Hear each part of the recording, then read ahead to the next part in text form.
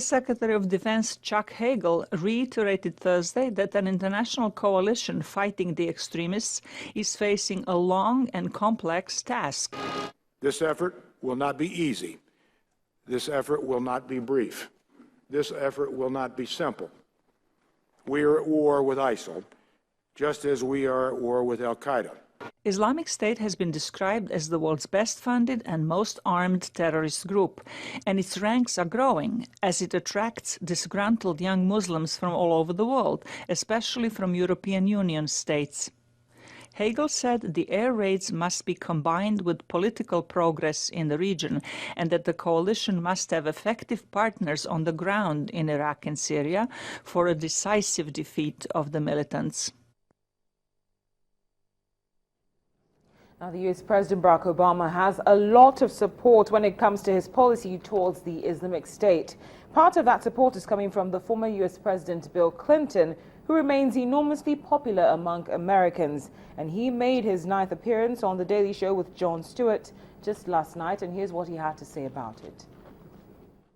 Strategy to combat ISIS has a chance to succeed is that the Iraqi government finally includes Sunnis who were representing those tribal leaders who are moderate and without whom ISIS cannot be defeated. I mean, we can give them intelligence and we can do bombing, and we have to do that to send a signal to them there's a price for decapitating those two people. You can't let people get away with that, and it's a terrible signal to the world. But we can't win a land war in Iraq, we proved that, but they can, and we can help them win it. And that's got to be what we're trying to do. So if you want to have a government that works, that's effective, it has to be inclusive. Former U.S. President Bill Clinton.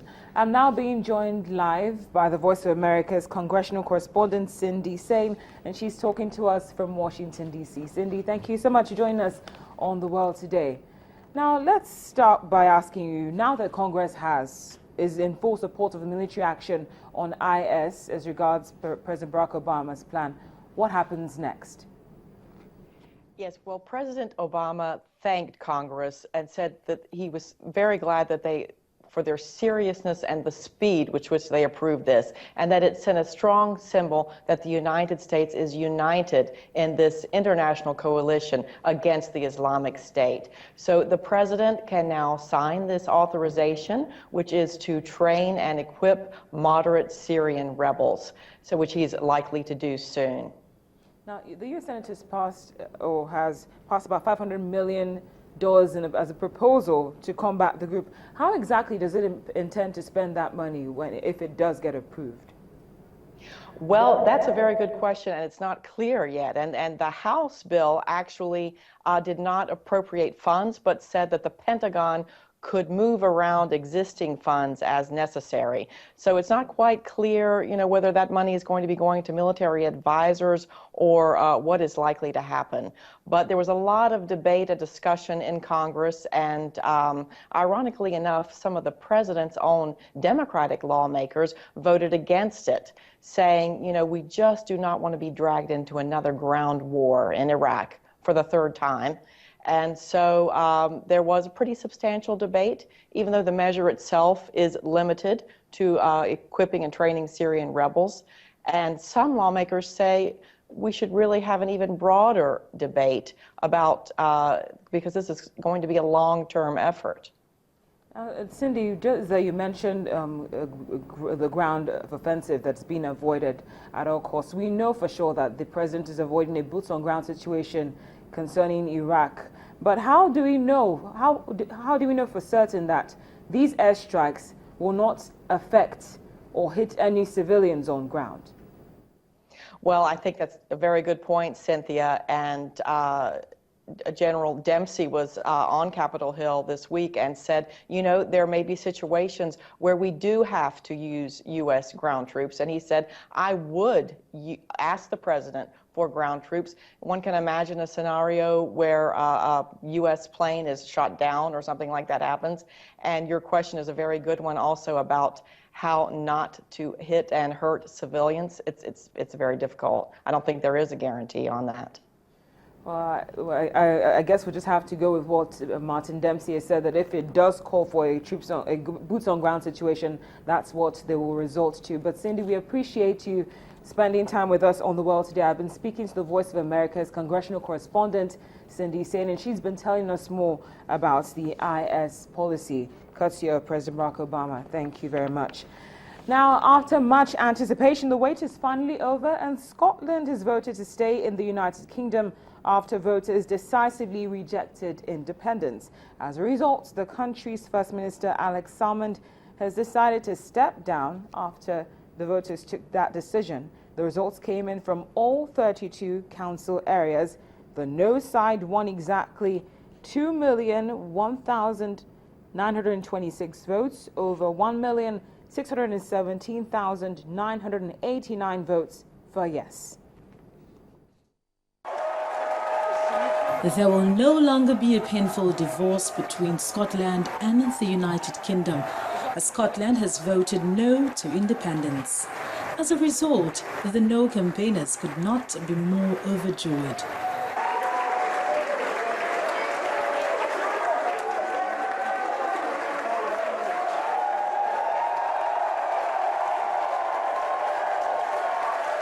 Scottish anti-independence leader Alistair Darling thanked his campaign team as they celebrated victory in Glasgow. Evolution being a journey. All of you, all the political parties who've worked for this outcome, I want to say thanks from the bottom of my heart. Thank you very much.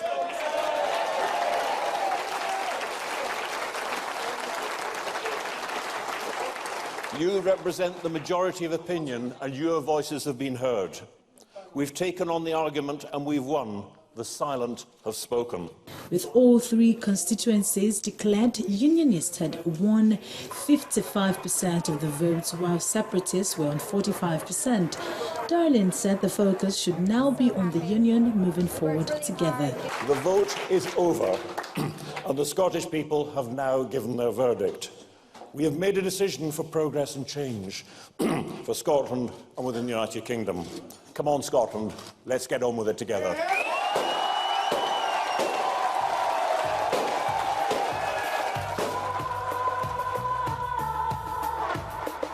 Unionists cheered, kissed and drank wine at a party in Glasgow.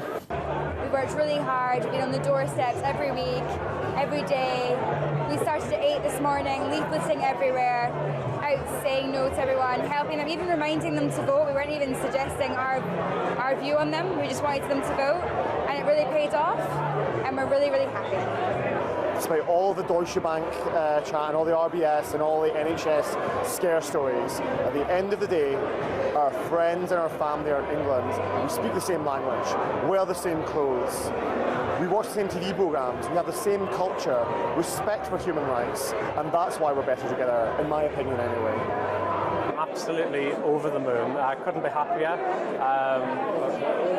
It's just ecstatic. This evening has been, but this whole day has just been amazing, and I'm so pleased that Scotland's decided to stay with the rest of the UK.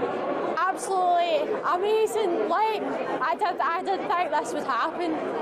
They shouted the loudest, so it made it seem like it was a majority, but we're obviously the silent, dignified majority, and we pushed it through, and it just shows that Scotland loves the UK and the UK loves Scotland. So it's Breaking apart the United Kingdom has worried allies, investors and the entire British elite, whose leaders rushed late in the campaign to check what opinion polls showed was a scourge in support for independence.